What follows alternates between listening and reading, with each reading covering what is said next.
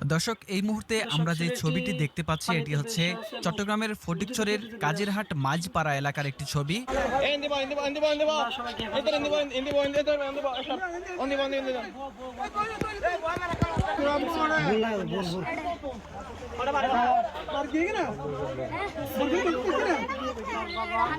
যেখানে আমরা দেখতে পাচ্ছি একটি ছেলে বন্যার পানিতে ভেসে যাওয়া থেকে বাঁচার জন্য একটি বিদ্যুতের খুঁটি জড়িয়ে ধরে রয়েছে এবং তাকে উদ্ধারের জন্য স্থানীয়রা বিভিন্নভাবে চেষ্টা করছে। আমরা যতটুকু জানতে পেরেছি যে এই ছেলেটি একটি মাদ্রাসার শিক্ষার্থী এবং বন্যা পরিস্থিতির জন্য তার মাদ্রাসা বন্ধ হওয়াতে